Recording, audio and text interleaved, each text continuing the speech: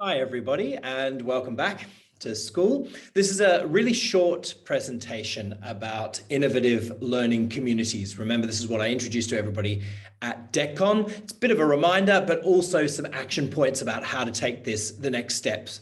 I'd like to start with an acknowledgement of country and acknowledging the Boon Wurrung people, who are the traditional custodians of where we are here at St Leonard's in Brighton, and paying respects to their elders past, present and emerging, and to any Aboriginal or Torres Strait Islanders who may be present with us today. You'll also see our new care, courage and connection theme there in this slideshow, and definitely many of the things I'm talking about directly link to that new theme going forward. Let's just remind us of those fabulous learning priorities from 2021 that we developed in all of those meetings that I had with so many individuals across August, September, and November. And these great ideas that you guys actually came up with: innovative practice, empowered thinking learners, and authentic caring relationships. And that's really at the core of everything that we're doing in this pedagogy space now, that we're linking all of our actions, all of these ILC initiatives going forward, linking back to those core pedagogical values.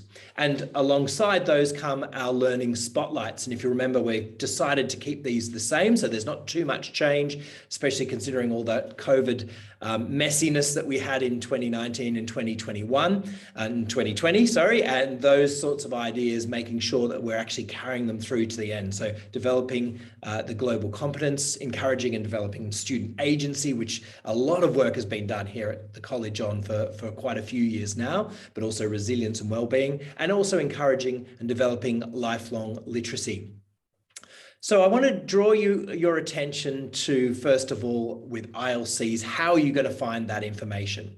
So if you go onto your STL link, you'll see that Teacher Professional Learning tab, and that will take you to this redeveloped Teacher Professional Learning page, where, again, I just talk a little bit about our values, and lots of different information is available there for all staff on that professional learning page. And you'll see the big arrow is pointing to the Innovative Learning Communities link, and that takes you to the ILC Schoolbox page. And on that ILC Schoolbox page, for a start, is that introduction to ILCs that I delivered at Con. It's not actually a film of me doing it there. It's almost a condensed version. I delivered it just in the office across about 15 minutes. So if you need a reminder about what I said at Con, or if you're a new staff member and you want a full picture, a full overview of how these ILCs work, please watch that video, because that will give you that information, that background, so you understand where we're headed and our aims and those sorts of things going forward. But today is very much about getting this thing started, really making sure that we're taking those first steps. And what's been fantastic is I've already heard from so many people about ideas for their ILC, which is, first of all, I'm really thankful for, because it shows such great support of me in a brand new role starting in August. So thank you very much for doing that. But it also shows your commitment and your passion to wanting to introduce these improvement initiatives at St Leonard's College. So I draw your attention to that step one, our vision and our focus. And if you're still sitting there scratching your head about, well, what will that be? Just to give you a couple of tips. First of all, think maybe you can go from a problem space. Is there something that you've noticed at the college that you think could be working better? Perhaps you have come from another school, maybe 2, 3, 4 years ago, and you always have in the back of your mind, oh, that other school did this thing better. They did this bit better. So maybe you come from that problem-solving base where you think, I think we can do this better, and I think I can work with a group of people to make improvements in this particular area. Maybe it's not from that problem space. Maybe it's just from a passion base. Maybe there's something that you really enjoy, something that you're really committed to, that you've read over the summer holidays, that you've noticed in the media, and you think, wow, that sounds cool. That sounds interesting. That sounds different. And maybe you're going to come from that side. Either way is absolutely fine, but you need to start thinking about, what will my ILC focus on?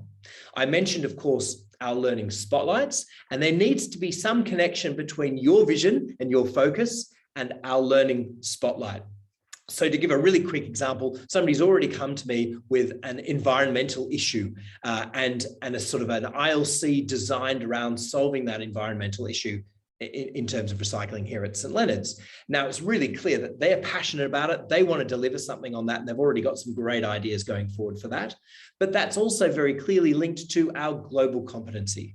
You know, how are we living as global citizens, and how will we be showing that to the students, working with a group of students to solve this particular problem? So that's something that's quite co-curricular, but there's hundreds of those sorts of things just within a classroom, within our curriculum as well. So the first step today, and this is what this little presentation is all about, is have a think about what is your vision, what is your focus. Hopefully some things have permeated in your mind over the summer holidays, but in the next couple of weeks, it's really time to refine that and think about what am I going to focus on for this year. So our action points going forward for ILCs: consider which learning spotlight you'd like to focus on. So as I mentioned, if there's an idea you've already got, how does that idea fit with the learning spotlight? How does that idea around the environment fit with the global competency spotlight, for example? But perhaps you're starting afresh and you don't have that initial idea, then go back, read those learning spotlights. Think to yourself, is there something around student agency that I could really deliver with 2 or 3 colleagues in a group that we could deliver together to really improve student agency in a particular year group or a particular subject?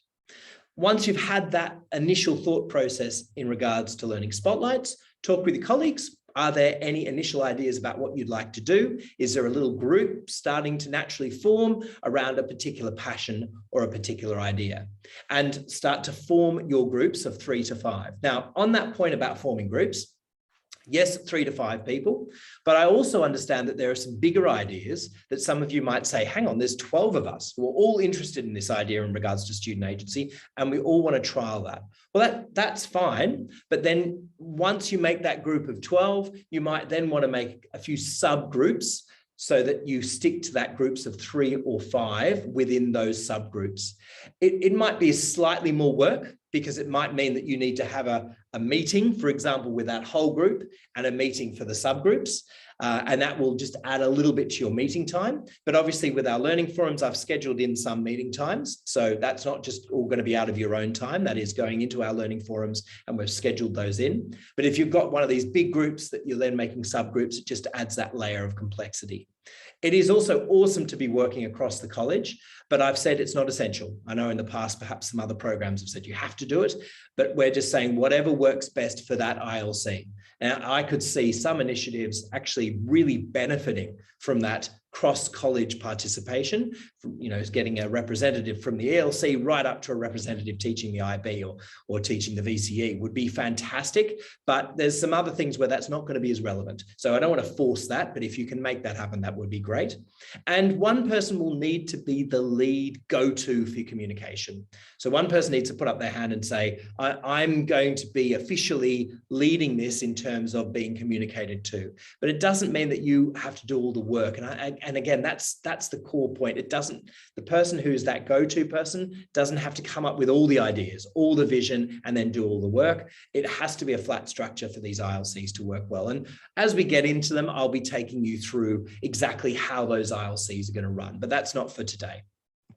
So once you've formed your groups, fill in the application form, filled in by that lead person on communication. It requires you to put down the names of everybody in your team. So make sure that's sorted before you start to fill in the form. And it requires a really basic outline of what you want to do. In fact, it really only requires that first step. What is your vision? What is your focus? What do you want this ILC to be about? Then there's a box which basically asks you to fill in a few ideas about it, but don't think that you've got for the application form to have a fully worked out plan for the year. That's what we will be taking you through. That's what those learning forums will be about formulating that plan. So you're really only working on step 1 for the application form, just a basic vision and focus, followed by a few ideas about how that could look. But you don't have to rest on something that you will then be required to deliver later. You can work out the details as you go forward. The ILC application form is on that ILC Schoolbox page. So you just scroll down a little bit more and you'll see that there. And it'll take you to one of those standard Microsoft web forms where you're first asked, as I said, to connect it to a learning spotlight. So one of those three that are detailed there. And then in one sentence, what's your focus and vision for this ILC? I believe in a school where, and you just need to finish that sentence. Then there's one more box underneath with a little bit more detail and with the other names of those people who are going to be involved. While I've got your attention, a little bit about professional learning. As Director of Professional Learning, I'll be looking at how that all works and how that's connected to the ILCs and other initiatives going on in the college going forward. But initially, when you click on that Teacher Professional Learning tab, which is on your school box, you'll be taken to the new home of Teacher Professional Learning. As I mentioned, we do talk about the values and those sorts of things that we're connected with. But then also over on the right, you'll see that there's the Professional Learning blog. That's a continuation from what was happening before. But when I shoot out some of those emails, and I know some of you have been reading them because I've got some really nice responses, but when I send those emails out about things that pop up, so I think I sent one out about the weather in November when we'd had sort of 5 or 6 rainy days and maybe some strategies for dealing with the kids when you get that sort of weather. All of those emails are then also being saved in that professional learning blog. So if you miss it at the time, or if you think, oh, I read something interesting, but now I've lost it now in my emails or I've deleted it, you can always go back to that professional learning blog and all of that information is sitting there waiting for you. And on reading as well, I've updated the professional readings and resources. And I've got to say, you know, St. Leonard's, when I arrived, it's just got this amazing bank of professional reading resources that's been developed over, well, you can see there from 2018, but I think even prior to that. It's organized in topics, in the color-coded tiles underneath, or in those years. So especially if you're a new staff member, jump in, have a look around, and really, if there's an area that you're finding interesting, have a look at that. You click on the 2022 box, which is what I put together at the end of last year, ready for this year. There's some stuff at the top for the academic directorate, which I'll be going through with them. But then as you scroll down, there's this area that I've developed called the Wider Reading for Innovative Learning Communities, for our ILCs. And what I've tried to think about is what do I think you might be focusing on? And pulling out some of those words from our learning spotlights. In fact, things like concept-based design or metacognition or co-curricular and its essential place embedded within the educational experience. That's a nice long title, but good for St. Leonard's. And so I've added those key points as well, because it might be that there's some reading in those bullet points that are going to be really relevant to the ILC that you decide to run. Over on the right, you'll also see that operating effective ILCs, tips and resources. And they're obviously called PLCs if you go into the state sector. St. Leonard's, we've done a few twists on them. The template that we've created is for St. Leonard's. It hasn't been taken from anywhere else, but there are some good tips out there also in the literature that are worth reading, and I've included those down there as well. So lots of information out there for you on the professional learning page and also on the wider reading pages. Remember, this is the process that we're aiming for. We're starting now with our vision and focus. We're getting those application forms in and we're forming our groups.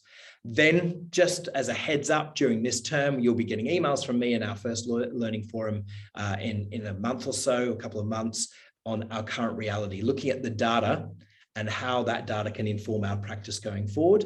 And you can see, and I went through in December, that whole process all the way through to our success event, which will be held at DECCON, I hope next year, or this year, sorry, 2022, where we can go through all of the fabulous things that have been happening at the college and share that amongst all of us and our whole staff. Our aims are to encourage this collaboration, to establish this effective model of to introduce positive change, which would be great. And also to create, I've said to create an innovative environment where new practice is valued, embraced, and enjoyed. Perhaps create is unfair, because that's my experience at the college, having been here for 4 months, is that environment already exists. So maybe that word should be enhance that innovative environment. It's been great working with people already. As I said, I've already had 4, maybe 5 or 6 different people come and talk to me about various ILC ideas, both in email or just having a chat to me when they've bumped into me, even before the Christmas as well. So if you do need any advice, do come and see me or shoot me an email, or we'll have a Teams meeting if that's a bit more COVID safe. And we can go through those things and I can give you some of that advice. But it just sounds like people are are coming up with these great ideas, and I'm really positive about the way forward. Thank you. I hope that was helpful, and we'll be in touch soon. Thanks.